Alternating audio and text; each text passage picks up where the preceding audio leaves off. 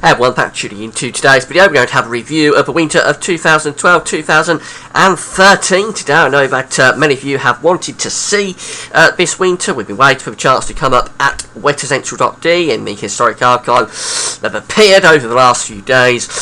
So yeah, I'm going to do a historic video from the winter of 2012-2013, a review basically of what happened. It was a cold winter, and of course a phenomenally cold March, the coldest probably since around 1883 across central parts of England. Now, before I get on with the review of the winter of 2012-2013, just to talk about the advertising, there's video ads on my pages at gazworthbiz.com. If you hit play on the video ad, you'll be supporting gazworthbiz.com. Do look out for the video ad for the Wonders of Life app demo. Fantastic video ad. That one has some wonderful footage, really quite remarkable. It's a really good video. Also got some content ads. Trying these out underneath the video.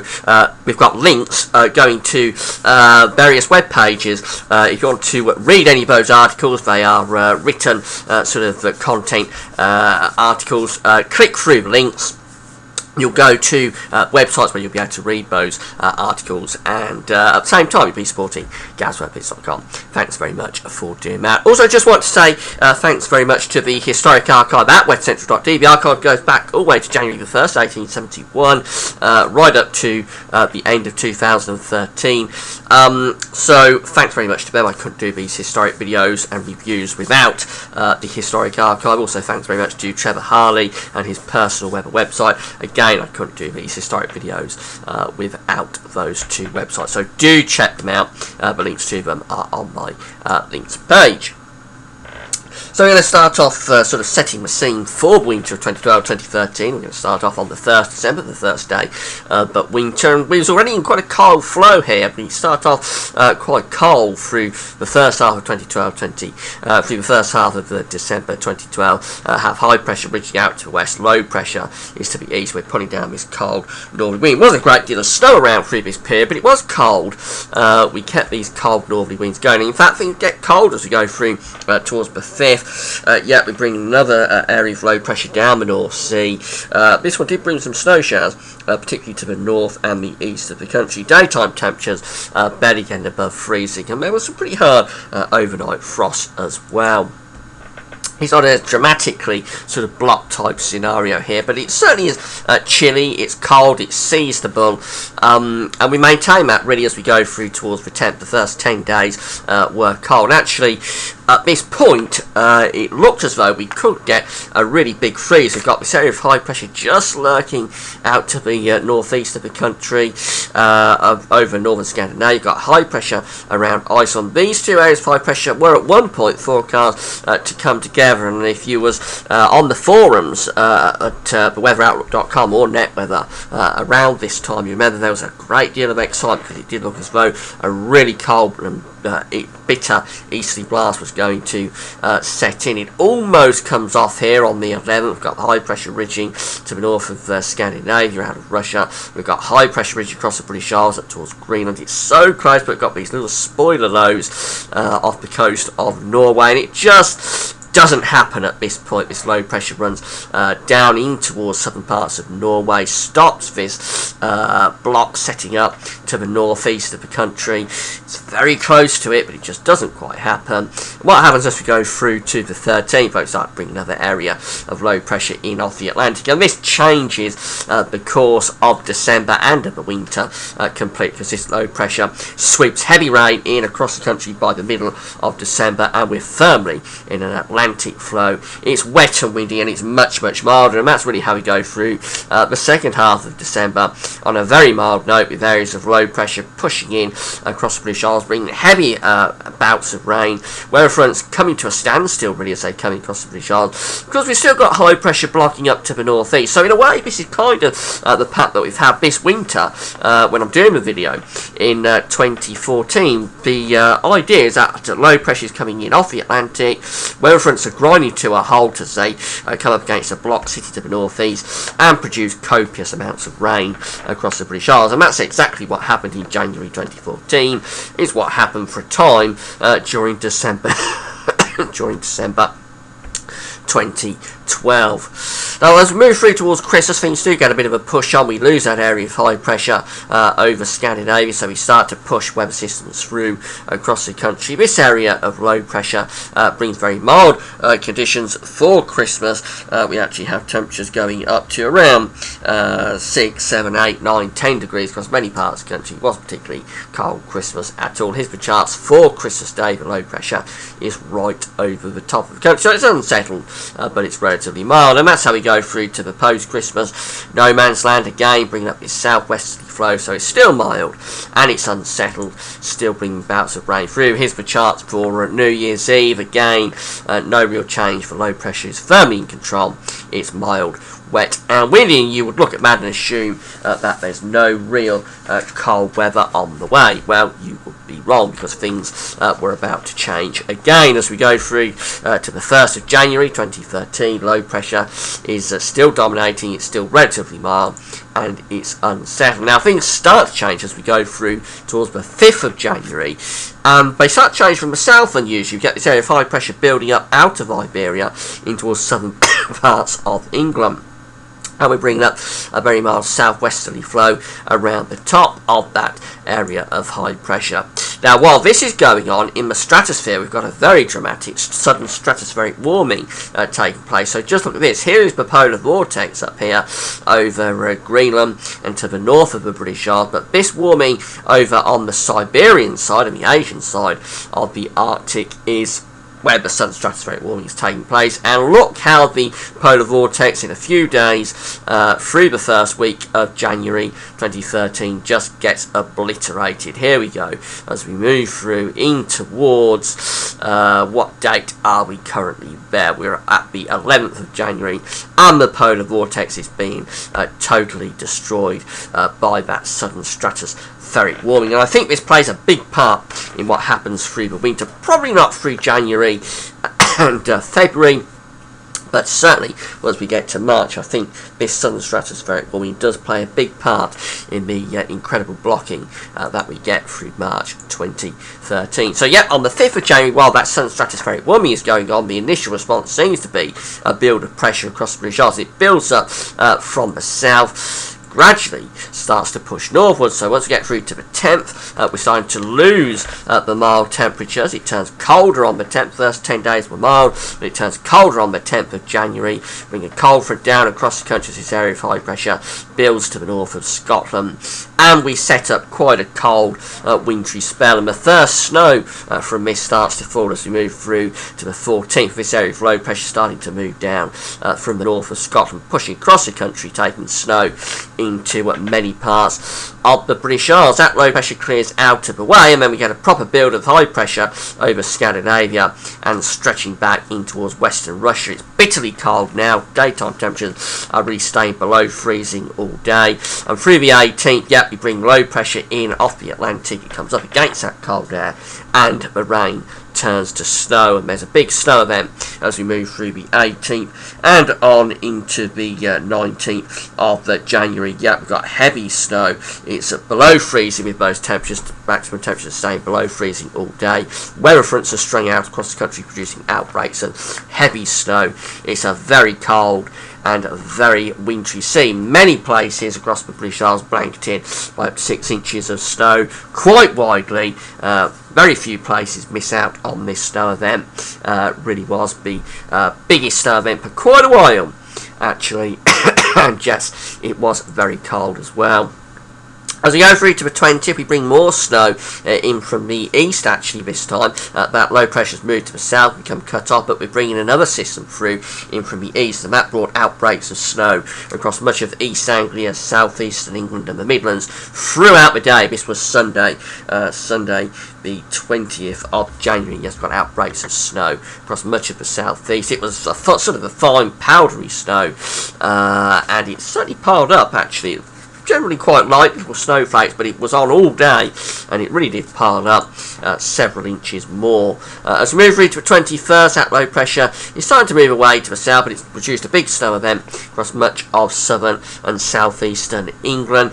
And then we stay cold really then for the rest of that week through to the 24th of January. It's still cold. We're losing the snow, but we've got high pressure across the country. So there's some hard overnight frost, severe frost over the snow cover, and a pretty wintry old scene. But as you go through to the 25th, things start to change again. The high pressure begins to decline to the south. We start to bring weather systems in off the Atlantic.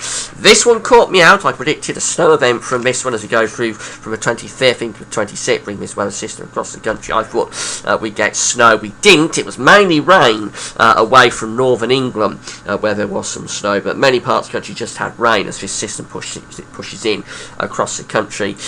And then we go back into an Atlantic westerly flow then for the rest of January, so we end January as we begin it on a mild westerly note. So you see why I can't really pinpoint that particular cold spell through the middle of January.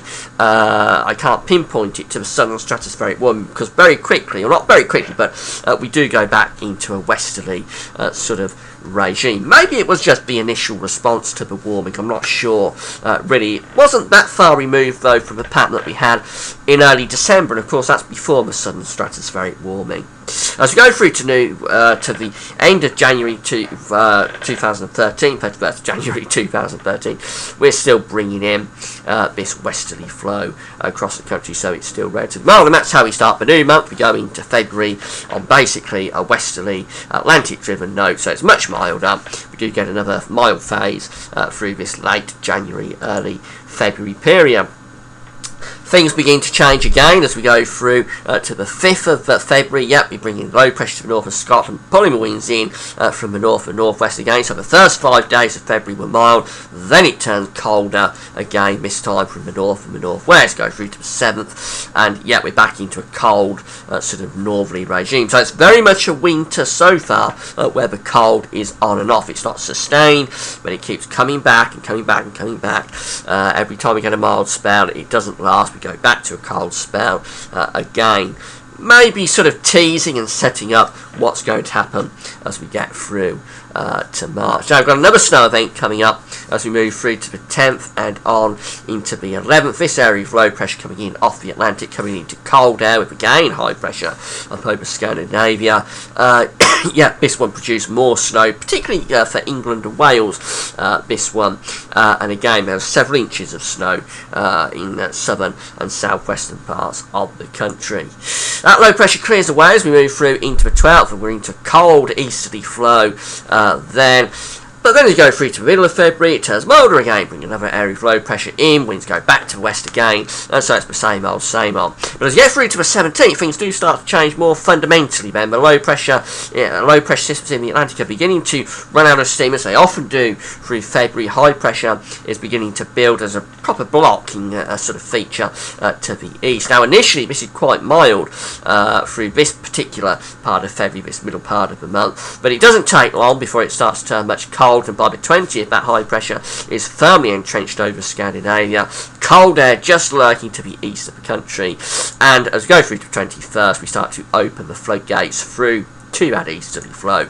And then the rest of February is generally on the cold side, bringing in easterly winds which feed in snow showers to the east. Most areas in the northwest mainly dry, but there's some hard overnight frost, and daytime maximum temperatures are still struggling to get above freezing across many parts of the country. Now, as we get to the very end of February, something quite interesting starts to happen. We start to get retrogression, which is where we bring high pressure from the east and move it west. Normally, the typical flow is zonal, which is westerly to easterly. Retrogression is when we go against the zonal flow and pull the high pressure from the east to the west. So as we get through to the end of February, the very end of the month, all the signs are that the high pressure is beginning to move out into the Atlantic and start to try and go up towards Greenland. That's just the indications that things are setting up into a very unusual and wintry pattern as we get through to March. So this is how we start March 2013. We've got high pressure there right over the top of the country. It's not particularly cold, actually it's very mild. Sort of phase through this early part of March. Through the 3rd, the high pressure is still there. It's nice and spring-like. And on the 4th and through in towards the 5th, we're bringing up this very mild southerly flow. So actually we get a taste of spring, an early taste of spring through the first 5 days. Temperatures on the 5th of March 2013 reach 15 degrees widely across many parts of the British Isles, 59 Fahrenheit. But it's a long time before we get those temperatures again, because as we move through in towards the 6th, well, look how blocked everything is starting to get up over Greenland and out in towards Canada.